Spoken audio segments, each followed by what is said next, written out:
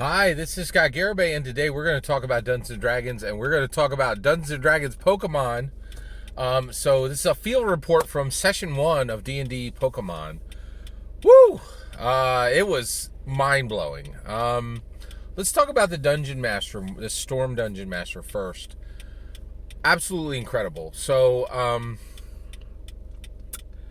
first of all, he has a very strong knowledge of Dungeons & Dragons. But this Dungeon Master has, without exception, the strongest knowledge I have ever seen of Pokemon ever, right? Like, he has the type chart, like, this is super effective, this is, not effective. Like, he has that type chart, like, memorized in his head. And I've tried to do that. I've tried to hold it in my head, and I can't, right? It's truly astounding. What's interesting, though, is when you think about Pokemon, the thing that I think is really incredible, and is hard to even just wrap your head around, is how vast Pokemon is, right? Like, when you start thinking about it, there are the video games, and there are a lot of them, right? In addition to that, there's got to be 50 Pokemon games, easily, right? And then you have the movies, and then you have the shows, and then you have the CCGs, and then you have, what else is in there? It's just, it's just layer upon layer upon layer, and it is, and then there are literally, I don't think there are necessarily manga, but there are definitely books. There are Pokemon books in different aspects. I've never seen anything like it. It is just truly astounding. And he just has an encyclopedic knowledge of all of it.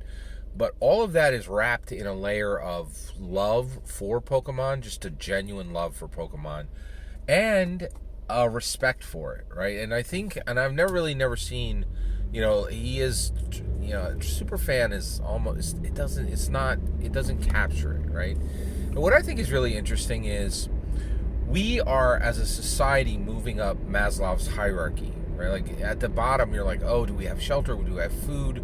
Do we have safety, right? And I think in America, we've reached this point where we have food, shelter, and safety at a pretty phenomenal level. It doesn't feel like that because every single thing that goes wrong in the country is immediately covered by the news cycle. But I feel like I'm incredibly blessed, and I live close to Maslow's pinnacle, right? And there's enough safety and security overall in my life where there are periods of time where I can focus on these things that seem trivial, but I don't think are trivial. I don't think people really understand how important Pokemon really is, right? So for me, what Pokemon is I have just a wonderful amount of joy connected to playing Pokemon Go even to this day. But then also, I can remember taking my oldest son to the Pokemon movie, I think in the early 2000s, right? And just how in America, and how astounding that was, right? And I also have these memories of getting gym badges at Toys R Us for Pokemon CCG tournaments. And it was, I have a memory of pinning a Pokemon badge onto the shirt of my 8-year-old son. It was like, it's really deep, right? And I don't think people really understand, and especially when there are parts of the world that are dark and that can be really troublesome for people. Pokemon is this oasis. It's this intellectual and emotional oasis, right?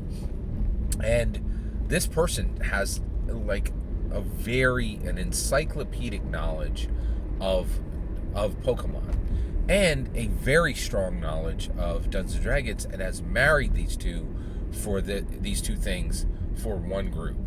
Now, let's get into, me sitting at this table tonight. So one, I'm alarmed because this is, I'm a terrible player. I'm such a terrible player, right? And the weird thing is just I'm very intense and adamant, right? And so I have to just be aware of it and be careful of it, right? And one of the things that I realized, is this group that I'm coming into is an existing group. and they had like a test campaign for this, and like this one, a dungeon master has spent months getting prepared for this, and I think I was the sixth person at the table this evening, right? And there were people who weren't even there. So this game is expansive. It has between 6 and maybe 8 players, right? Like, depending on who's attending at that, and it is astounding what a cohesive group it is, right? And so there was a lot of really nice things. So one, like any group, there's kind of stumbles, like, you might not have everybody engaged at the same time as perfectly as you would want to. It's hard keeping everyone's focus, all the time. But this, the Storm DM does a really good job of that.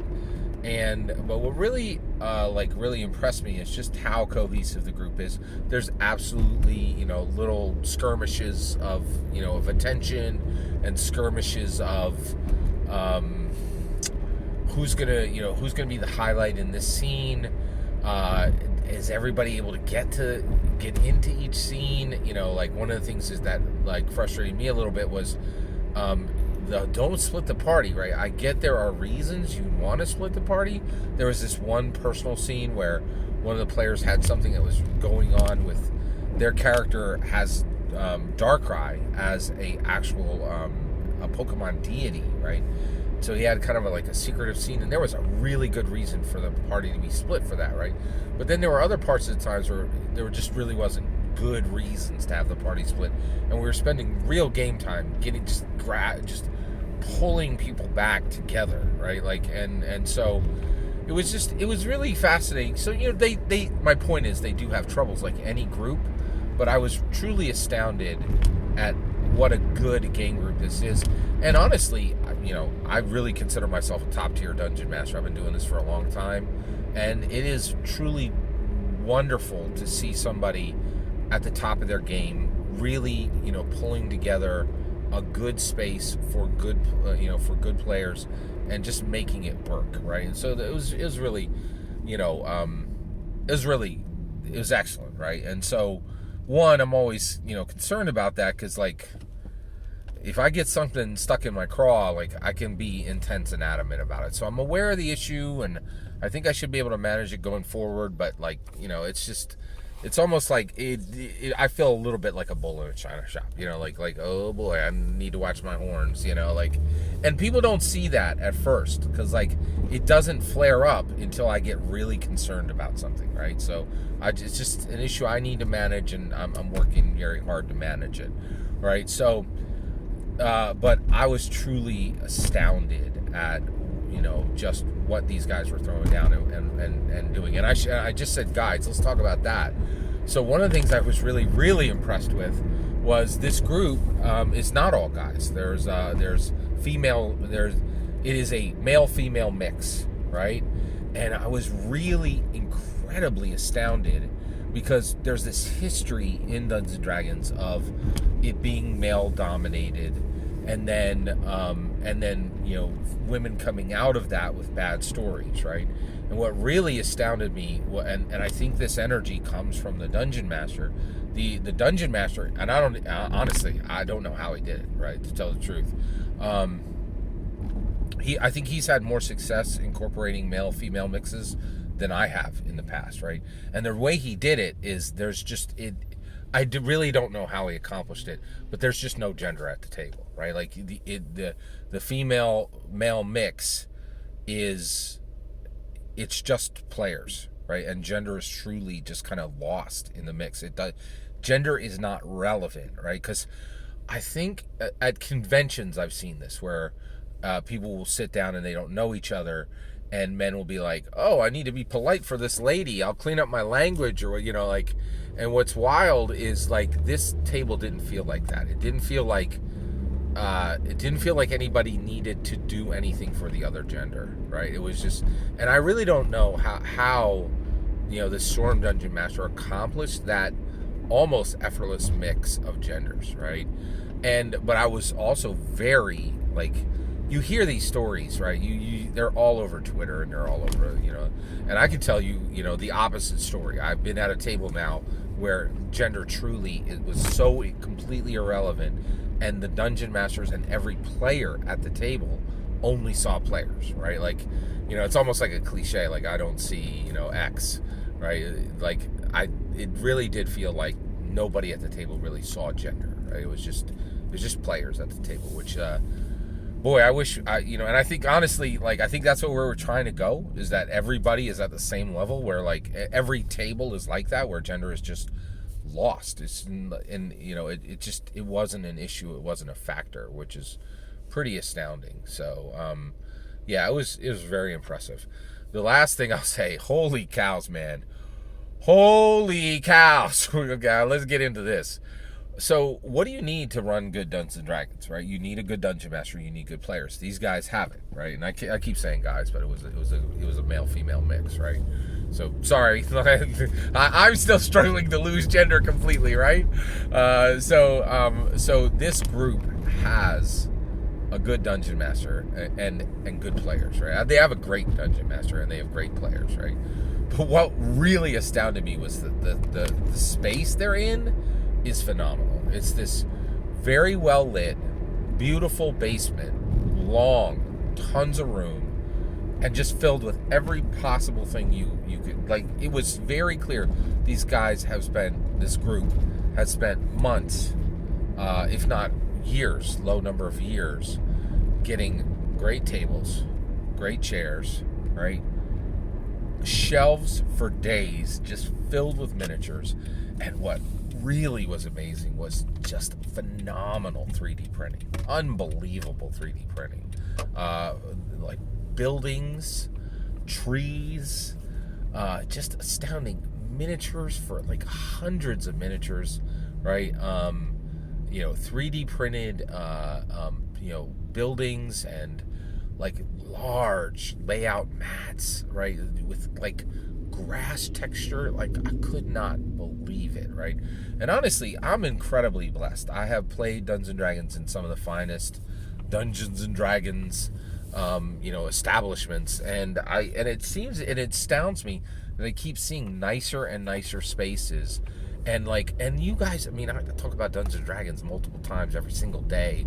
I'm coming up on 5,000 videos about Dungeons and Dragons, and sometimes I feel like I'm in the deepest end of the pool, and I'm like, where is everybody? And then I'm like, holy cows, there are legit people who are just as into Dungeons and Dragons as me, if not more, right? Like, it is astounding, right? The only thing that makes me sad just is, like, it's still, I wish the mainstream could click better with us and we could be better at inviting them in. It's just one of those things. But I'm just, you know, this is my field report. I was very incredibly blessed to be in this game, and it's really just an honor to be at the table. And I'm very excited for the next session. I'm really excited for the next session. Thank you guys, every single one of you, for letting me share this with you. Please, every single word you just heard is my field report. I'd love to hear your field reports, especially if you've ever been blessed to be in a Pokemon Dungeons and Dragons game. I know a lot of people have tried this, and I feel like I'm in definitely one of the best ones I've ever seen, you know. And well, this is definitely the best I've ever experienced of somebody attempting to do this. So I really can't wait to hear your experiences, and also I'd love to hear about your gaming space, right? Like, boy, man, holy cows, I just was so astounded at just the space they have, right? And the ability to just pull miniatures off the shelves and pieces of terrain off the shelves. It is truly incredible, the amount of time, energy, and focus that people are given to the Dungeons and Dragons. We truly lived in a blessed day. I can't wait to hear your experiences. Let me know in the comments below. Please consider liking and subscribing. Have a wonderful millennium.